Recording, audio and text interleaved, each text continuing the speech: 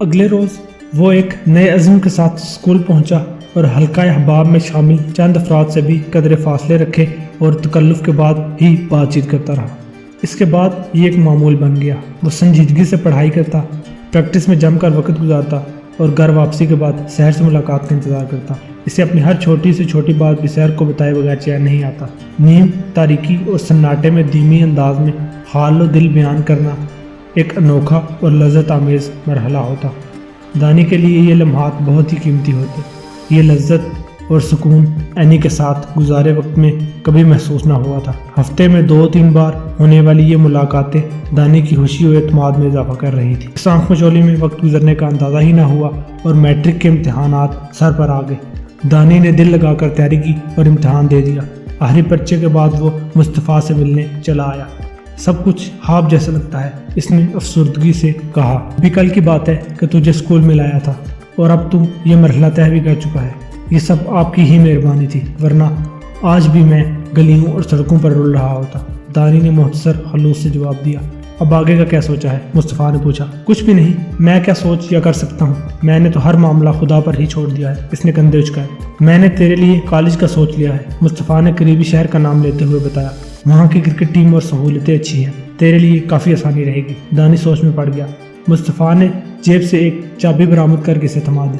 میں اپنی حیثیت کے مطابق یہی لے سکا ہوں تیرے لیے، کالج کے آنے جانے میں کافی سہولت ہو جائے گی۔ اس نے گراؤنڈ میں کھڑی ایک سائیکل کی طرف اشارہ کیا۔ دانی کی آنکھیں اس خلوص پر پرنم ہو گئی۔ آپ میری زندگی میں واقعی ایک فرشتہ بن کر آئے ہیں، آپ کا یہ احسان کیسے چکا پاؤں گا؟ اول تو یہ احسان نہیں ہے، دوسرا یہ کہ تم اپنی محنت اور لگن سے اس کا بھرپور صلہ بھی دیتے آئے ہو، آئندہ بھی یہی کرتے رہنا۔ مصطفیٰ نے اس کا کندھا تھپتھپایا۔ میں ایسے ہی کروں گا، محنت اور لگن سے کبھی منہ نہیں بڑھوں گا۔ دانی کو سحر سے کیا گیا وعدہ بھی یاد آ گیا۔ مصطفیٰ نے محبت سے اس کا سر پر ہاتھ پھیرا اور نیک تمناؤں کے ساتھ اسے رخصت کر دیا۔ میٹرک کا نتیجہ آتے ہی دانی نے مصطفیٰ کی ہدایات کے مطابق کالج میں داخلہ لے لیا۔ اس کا تعلیمی ریکارڈ اور کرکٹ میں دلچسپی و مہارت بھی معاون ثابت ہوئے۔ داخلے کے بعد اسے یہی گمان تھا کہ وہ ٹیم میں شامل ہو کر اپنی محنت و لگن سے نئے ریکارڈ بنائے گا، لیکن ایسا کچھ بھی نہیں ہوا۔ کالج کی ٹیم میں شمولیت کے باوجود اسے کھیلنے کے مواقع کم ہی میسر آئے۔ ٹیم کا کپتان خود بھی بہت اچھا آل راؤنڈر تھا، کارکردگی میں بھی مستقل مزاج تھا۔ اس کی موجودگی میں دانی کی دال گلنی بہت مشکل تھی۔ وہ 12ویں کھلاڑی کی حیثیت سے آگے بڑھ ہی نہیں پا رہا تھا۔ دانی نے یہ صورتحال مصطفیٰ کے گوش گزار کی۔ یہی مسئلہ ہے یہاں، بس یہی مسئلہ ہے۔ ہمارے ملک کا کتنا ہی ٹیلنٹ یوں ہی ضائع ہو جاتا ہے، لیکن تو فکر نہ کر، تیرے لیے ایک اور راستہ بھی ہے میرے پاس۔ اب وقت آ گیا ہے کہ تجھے کسی جم خانہ میں بھی داخل کرا دیا جائے۔ ایک واقف کار ہے میرا، تیرے ٹیلنٹ سے متاثر ہو گیا تو صدقے واری جایا کرے گا، پھر آگے تجھے وہی چلائے گا۔ اس پیشکش نے دانی کو لمحاتی طور پر کنگ کر دیا۔ اگلے ہی روز وہ اسے کلب میں لے گیا، جہاں اس سے قدرے کم عمر ایک شخص موجود تھا۔ اس کے چہرے پر سنجیدگی اور آنکھوں میں سرد مہری کا قدرتی تاثر تھا۔ لمبے بال ہونے کی شکل میں بندھے ہوئے تھے۔ یہ کسے اٹھا لائے ہو بھائی؟ اس نے دانی کو دیکھتے ہی مصطفیٰ سے کہا۔ اینٹیک پیس ہے، اسے اپنے کلب میں داخل کر لے، بہت آگے جائے گا۔ مصطفیٰ نے فخر سے دانی کی طرف دیکھ کر کہا۔ یہاں سب بہت آگے جانے کے لیے ہی آتے ہیں، پھر ہوتا کیا ہے، کوئی اکا دکا ہی آگے جا پاتے ہیں، باقیوں کا سفر ٹائٹ ہے فش۔ صادق نامی اس شخص نے جواب دیا۔ تیری باتیں اپنی جگہ بالکل ٹھیک ہیں، بس ایک دفعہ میرے کہنے پر ٹرائل لے کے دیکھ، یقین آ جائے گا تجھے۔ مصطفیٰ کے اس یقین دہانی پر صادق چند لمحوں کے لیے دانی کو گھورتا رہا، پھر ایک گراؤنڈ میں لے آیا جہاں مختلف اطراف میں نیٹ لگے ہوئے تھے۔ اسے کئی مقامات پر اپنے ہم عمر اور قدرے بڑے کھلاڑی بھی کھیلتے دکھائی دیے۔ صادق نے اس کی بیٹنگ، بالنگ اور فیلڈنگ کا 3 مختلف اوورز میں امتحان لیا اور مصطفیٰ کے استفسار پر کہنے لگا، لڑکے میں کافی ٹیلنٹ ہے اور یہ ٹیلنٹ بالکل نیچرل ہے۔ دوسری بات یہ کہ اس لڑکے میں جارحانہ مزاجی ہے، اس کے اندر جیتنے کی بھوک ہے، یہ بھوک ہر کھلاڑی کے لیے بہت ضروری ہوتی ہے۔ تیسری بات یہ کہ یہ بنا بنایا آل راؤنڈر ہے۔ بنا بنایا آل راؤنڈر اسے میں کہتا ہوں جو بیٹنگ بالنگ ہی نہ کرے بلکہ فیلڈنگ بھی اسی ماہرانہ انداز میں کر لیتا ہوں۔ میں نے اپنی زندگی میں ایسے آل راؤنڈرز بہت کم دیکھے ہیں، اکثریت کی ترجیح صرف بیٹنگ اور بالنگ ہی ہوتی ہے اور اسی کو سنوارتے ہوئے خود کو ضائع کرتے اور گمنام ہو جاتے ہیں۔ یہ بات کوئی نہیں سوچتا کہ بیٹسمین یا بالر کا دن برا ہو تو وہ کسی دن میچ میں پرفارم نہیں کر پاتا۔ ہاں، فیلڈر کا برا دن کم ہی دیکھا جاتا ہے، وہ ہر ایک میچ میں رنز بچا لیتا ہے۔ صادق یہ کہہ کر خاموش ہو گیا، ایک توقف سے کہنے لگا، اب آتا ہوں سب سے اہم بات کی طرف۔ دانی کی حسیات مکمل چکنا ہو گئی۔ कोई भी खिलाड़ी अपने हुनर से बका हासिल नहीं करता। इसे खेल के मैदान में टिकाए रखने के लिए सबसे अहम शय किस्मत होती है, जो किसी किसी के पास होती है। मैंने बहुत से टैलेंटेड खिलाड़ियों को किस्मत के हाथों ऐसी मार खाते हुए देखा है कि आज कोई भी उनका नाम भी नहीं लेता। क्या तेरे पास ऐसी किस्मत मौजूद है? ना हुई तो मैं खुद बना लूंगा, मैं अपनी किस्मत वाकई खुद बनाऊंगा। दानी का अंदाज चट्टानी था। ये तो हर वक्त ही बताएगा। अब एक और बात भी जान लो, तुम्हें शायद अब तक यही लगता होगा कि क्रिकेट एक बहुत आसान मरहला है। स्कूल कॉलेज में उल्टे सीधे हाथ मारने सीखे, क्लब तक आए, फिर थोड़ा और आगे बढ़े तो कौमी टीम अपनी बाहें खोलकर किसी महबूबा की तरह इस्तकबाल करेगी। ऐसा कुछ भी नहीं होता। कौमी टीम तक पहुंचना एक ऐसा पहाड़ सर करना होता है जिसे कोई माहिर कोह पैमा भी अबूर करते करते लड़खड़ा जाता है। ये फैसला भी वक्त पर ही छोड़ देते हैं। दानी ने एतमाद से जवाब दिया, ठीक है, अब क्लब्स की सूरत हाल जान लो तो बेहतर है। ग्राउंड का एक अनार और 100 बीमार वाला हाल है। खिलाड़ियों को कुछ भी प्लेट में रख कर नहीं मिलता। वो खुद ही आकर नेट लगाते हैं, पिच की आधी साइड पर मिट्टी पर पानी डालते हैं, इसके बाद प्रैक्टिस शुरू करते हैं। एक ग्राउंड में कई क्लब्स के लड़के आया करते हैं। ये लड़के मैच हारने पर आपस में कुत्तों के मौक़िफ़ लड़ते भी हैं, एक दूसरे के मामलात में ख्वाम टांग अड़ाते हैं, जलन निकालते हैं, सर्फ टोल भी हो जाती है। किसी न किसी तरह आपके हाथ पांव भी तोड़ दिए जाते हैं, इसलिए आपको हर चीज़ के लिए तैयार रहना होगा। हो सकता है ये सूरत हाल तुझे अजीब लग रही हो, लेकिन यहाँ तो ऐसा ही होता है पुत्र। शहरी या तरक्की याफ्ता इलाकों में लाजमन इससे बेहतर सहूलियात मिलती होंगी, लेकिन इधर यही कुछ होता है और तुझे इसी में गुजारा करना होगा। अब हो सकता है तू ये सोच रहा हो कि मैं ये सब तुझे बातें क्यों बता रहा हूँ, तो सीधी सी बात है पुत्र। टीवी पर गेम्स देखकर हर लड़का खिलाड़ी बनने के ख्वाब आंखों में लिए हमारे पास आ जाता है, और अब ये बहुत ज़रूरी हो गया है कि इस नस्ल को इन ख्वाबों की असल हकीकत भी बताई जाए। इसलिए मैं किसी को इस उम्मीद और यकीन का लॉलीपॉप नहीं पकड़ाना चाहता। हकीकत का आईना दिखाता हूँ और इसके बाद जिसकी मर्जी हो खेले, वरना दरवाज़ा वो रहा। सादिक का दो टोक अंदाज दानी के लिए एक अजीब जज्बा पैदा कर रहा था। अब आखिरी बात, इसने इतना कहकर मेज से एक फार्म निकाल लिया, इसे भर दो और वालिद के दस्तखत लाजमी चाहिए, वरना बहुत से लड़कों के घर से बड़े आकर शोर मचाते हैं कि हम इनके बच्चे बगाड़ रहे हैं। फार्म मैं भर देता हूँ, दानी ने संजीदगी से कहा। दस्तखत सर मुस्तफा कर देंगे, ये किसी तरह मेरे वालिद के सरपरस्त से कम नहीं है। बाकी रही बात शोरगुल की, तो अपनी दिहाड़ी हराब करके 1.5 घंटे का पैदल सफ़र तय करने के बाद मेरा अब्बा तो क्या घर से कोई भी यहाँ नहीं आएगा। मुस्तफा की इस बात पर सर ने इसे धमकी दी और अपनी जेब से पेन निकाल कर दस्तखत कर दी। दानी की आंखों में ख्वाबों के जुगनू कई गुना बढ़ गए। तुम्हारा साथ मेरे लिए बहुत लकी साबित हुआ है। उस रात वो एक बार फिर मखसूस वक्त छत की मंडीर के साथ खड़ा था। मैंने तुम्हारे लिए बहुत दुआएं की थी। शहर ने इसे दिलकश मुस्कुराहट से नवाजा। शायद ये दुआएं ही थी जो इस बदतरीन बहरान से निकालकर एक बेहतर राह की तरफ चल पड़ा हूँ। क्लब क्रिकेट में मसाइल अपनी जगह, लेकिन मुझे यकीन है कि मैं अपने लिए कोई ना कोई रास्ता निकाल लूँगा। वो एक अज़म से बोला। मुझे तुम्हारे यकीन पर पूरा यकीन है, बस कभी हिम्मत ना हारना। नहीं, अब तो कभी भी नहीं। तुम सदा यूं ही मेरे साथ देना, जिंदगी की हर सांस तक। शहर का आज़म भी दीदली था। दानी मजीद कुछ गुफ्तगू के बाद दोबारा नीचे आया और सहन में चारपाई पर लेटे यासिर की तरफ बढ़ गई। खैर है, आजकल इस वक्त छत के बड़े चक्कर लग रहे हैं। इसके इस्तफसार पर दानी लम्हाती तौर पर गड़बड़ा गया। बस यूं ही जरा वॉक के लिए चला जाता हूँ, मैं तेरे आने का वेट ही कर रहा था, तुझे गुड न्यूज़ देनी थी। इसने अपनी आवाज़ धीमी रखी और यासिर की सवालिया नजरों में झांकते हुए बोला, क्लब क्रिकेट खेलने का मौका मिला है मुझे। खर्चा वगैरह सारा सर मुस्तफा ने ही उठाया है फिलहाल। अरे वाह, ये तो बहुत अच्छी बात है, लेकिन यार वो पहले ही बहुत करते रहे हैं तुझ पर। तुझे नहीं लगता कि अब तेरे घर वालों का भी हक है तुझ पर? वो खुलूस से कहने लगा। मैंने ऐसे ख्वाब कभी नहीं देखे, वो तलही से बोला। वक्त सदा एक जैसा नहीं रहता, मुझे यकीन है तेरे हालात में बेहतरी जरूर आएगी, यासिर ने जज्बाती लहजे में कहा। दानी खामोशी से अपने बिस्तर की जानिब बढ़ गया। यासिर दुख और तासुब से उसे देखता रह गया। वह लम्हा गालिबन कबूलियत का था। दानी के हालात ने एकदम दो ऐसे मोड़ लिए कि खुद इसके लिए भी फैसला करना मुश्किल होगा कि कौन सा मोड़ इसके लिए ज़्यादा इनकलाबी साबित हुआ था। माह रमज़ान का आखिरी अशरा चल रहा। वो इतवार का दिन था। बाबर अपने अहलखाना के साथ चंद सूखी खजूरों, ढेरों पानी मिले लाल शरबत और फिर आलू वाले चावलों से रोज़ा अफ्तार किया।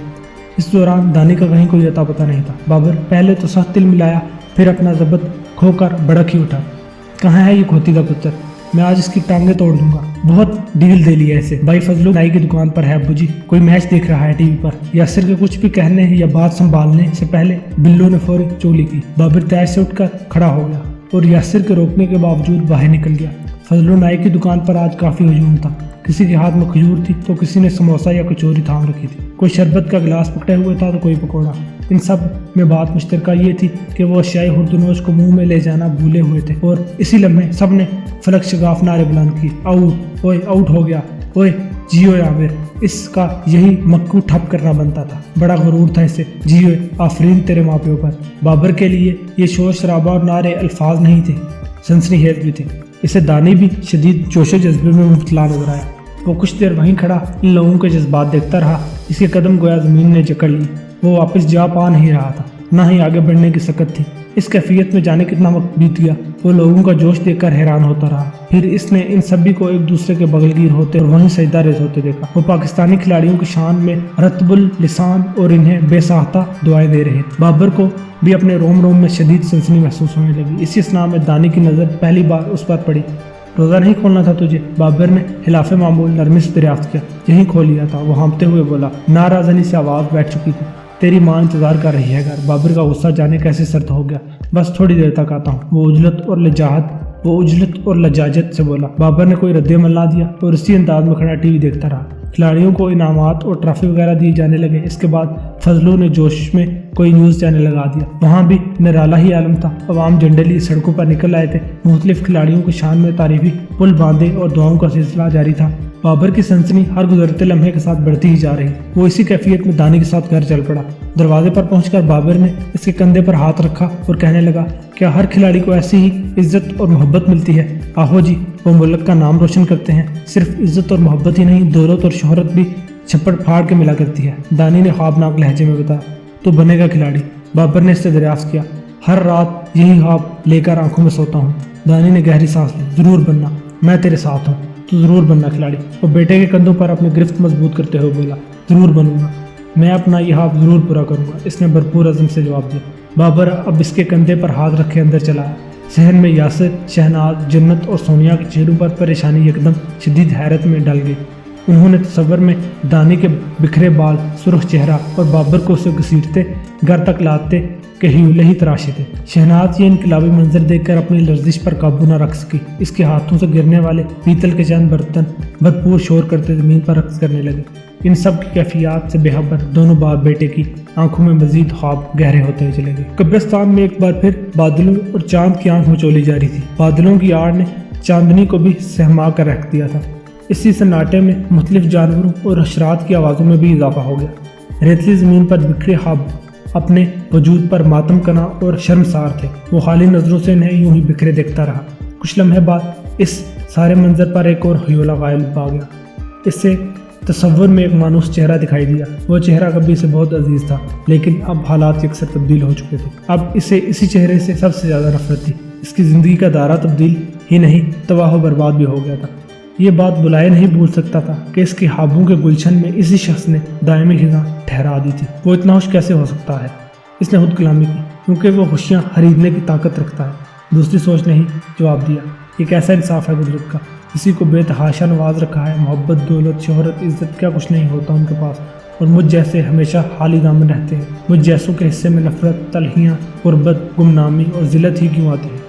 इसकी आंखों में अब आंसू की जगह आतिश की लगती थी। ये तलही और जिल्लत तुमने खुद नहीं कमाई, इसे तो ज़बरदस्ती तुम्हारे सर में थोपा गया। दूसरी सोच उभरी, क्या कसूर था आखिर मेरा जो मुझे यूं रुस्वा किया? मैंने क्या गलत किया? तुमने ख्वाब देखकर गलती की, एतबार कर गलती की, और अब तुम एक और गलती कर रहे हो। एक तल्ख सोच ने इसे घेरा। अब क्या गलती कर रहा हूँ मैं? अपने पास बच्चा ही क्या है? आतिश के शोले मजीद गहरे हो। अपने मुजरिम को यूं ही दंदनाते रहने दोगे? क्या तुम में इतनी गैरत भी नहीं बाकी कि अपने असल गुनाहगार को सजा दे सको? अगर ऐसा नहीं कर सकते तो फिर एक काम करो, औरतों की तरह यहाँ बाल खोल कर मातम करो, थोड़ी सी चूड़ियाँ भी पहन लो, और जब तक कब्रिस्तान से बाहर निकलो तो अपने चेहरे पर घूंघट भी डाल देना। जनानी कहीं के इस बात गश्त में ऐसी नफरत, हकारत पिन्हा थी कि वो दहल कर रह गया। इंतकाम, इंतकाम, इंतकाम। इसके दिलो दिमाग ने कहा, हाँ मैं लूँगा इंतकाम। मैं अपने मुजरिम को कभी माफ़ नहीं करूँगा। इससे अपने किए का तावान भी अदा करना होगा। वो पूरी शिद्दत से चीख उठा। हशरात की सदाई यकलख्त थम गई। चांद बादलों की ओर से निकल आया। चांदनी ने एक बार फिर कुत्ते और ख्वाबों को मुनव्वर कर दिया था। सादक की ज़ेरे निगरानी क्रिकेट खेलते 3 माह का अरसा बीत गया। वो कॉलेज से सीधा क्लब ही जाया करता। कॉलेज की टीम में खेलने का मुनासिब मौका मिल के ही ना दे रहा था। वो 12वें खिलाड़ी की हैसियत का ही हामिल था। یہ صورتحال دل میں اکثر مایوسی کے جذبات بھی غالب کر دیتی، تاہم سحر سے ہونے والی ملاقات اور گفتگو اس مایوسی کو نئی امید میں تبدیل کر دیا کرتی۔ شکستگی تمہارے چہرے اور شخصیت پر جچتی ہی نہیں، اس لیے انہیں خود پر حاوی نہ کیا کرو، اوکے؟ اچھا، وہ تلہی سے مسکرایا، جبکہ مجھے ایسا لگتا ہے کہ میری شخصیت اور چہرہ مایوسی اور شکستگی کے لیے ہی بنا ہے۔ یہ جذبات انہی پر مکمل فٹ بیٹھتے ہیں۔ تم بہت سی کامیابیاں حاصل کرو گے، قسمت تمہارا بھرپور ساتھ دے گی، تمہارا کھیل ہی تمہاری شناخت بن کر سارے شکوے شکایتوں کا ازالہ بھی کرے گا۔ کیا ایسا ممکن ہوگا؟ دانی بے یقینی سے بولا۔ ہاں بالکل ممکن ہوگا، میں بہت دعائیں کرتی ہوں اور مجھے علم ہے کہ دعاؤں اور محنت کا ملاپ کبھی رنگا نہیں جاتا۔ تمہیں ایک لازوال کامیابی ضرور میسر آئے گی، پتہ نہیں کب اور کیسے۔ کبھی کبھی سوچتا ہوں کہ اسی طرح کلب میں کھیل کر اپنا وقت ضائع کرتا رہوں گا، اس نے افسردگی سے کہا۔ اس طرح اداس مت ہوا کرو، تم مسکراتے ہوئے بہت اچھے لگتے ہو اور مجھے تمہاری یہ اپنائیت بہت اچھی لگتی ہے، وہ بے ساختہ بولا۔ صرف اپنائیت ہی محسوس ہوتی ہے کیا، اور کچھ نہیں؟ سحر نے حسب عادت ناراضگی جتائی۔ اور بھی بہت کچھ، محبت، خلوص اور وفا اور بہت کچھ۔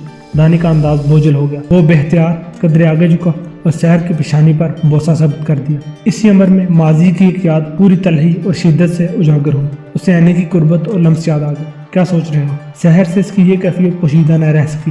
تمہارے سوا کسی اور کو سوچ سکتا ہوں کیا؟ اس نے ٹالنا چاہا۔ اینی کے بارے میں سوچ رہے تھے نا؟ سحر کے اس کامل اندازے نے اسے ششدر کر دیا۔ ہاں ایسا ہی تھا، اس نے سر جھکا لیا۔ تمہیں برا لگا کیا؟ نہیں، مجھے برا نہیں لگتا، وہ تمہارا ماضی تھا اور میں آج ہوں۔